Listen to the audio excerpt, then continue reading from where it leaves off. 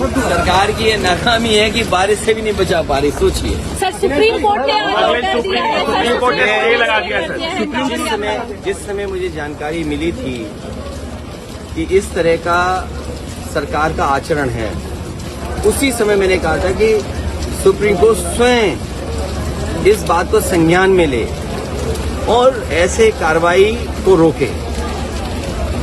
जैसे दिया बुझने से पहले फड़फड़ाता है, जो सांप्रदायिक राजनीति खत्म हुई है, ये सांप्रदायिक राजनीति का दिया फड़फड़ा रहा है, इसलिए फैसला ले रहे हैं। इसीलिए फैसला चाहे इस बात का लिया जा रहा हो कि दुकानों में या और संस्थाओं में नाम लिखा जाए। मुझे उम्मीद है कि सुप्रीम कोर्ट जब इस बात पर चर्चा करेगा और संज्ञान में जब लिया है तो ऐसे कई कदम सरकार उठाएगी, क्योंकि जब सांप्रदायिक राजनीति खत्म होती है तो इसी तरीके से फड़फड़ाएंगे ये लोग। और उसी तरीके से आपने देखा होगा कितने दिनों लगा हुआ प्रतिबंध, उस पाबंदी को भी हटा दिया है।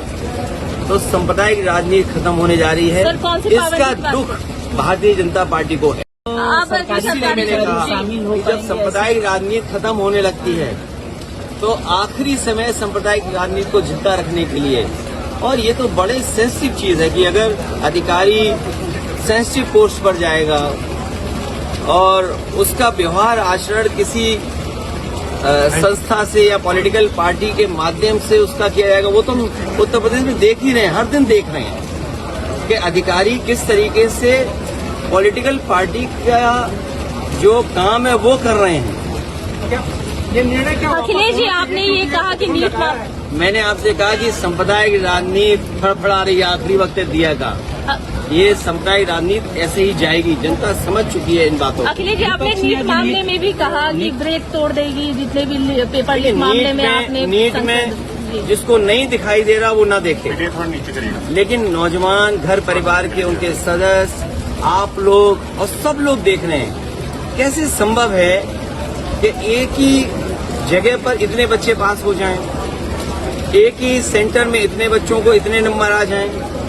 ये कहीं न कहीं जो प्रश्न लगता है वो सरकार पे लगता है, और कम से कम उस इंस्टीट्यूशन पे उसकी क्रेडिबिलिटी क्या है कि इतनी बड़ी परीक्षा करा रही। और मैं तो आपसे कहना चाहता हूँ कि अगर उत्तर प्रदेश की परीक्षा के पेपर लीक और भारत सरकार के पेपर लीक, तो ये सरकार ने रिकॉर्ड कहीं बनाया हो न बनाया हो, लेकिन पेपर लीक का रिकॉर्ड तो इन्होंने बना लिया है।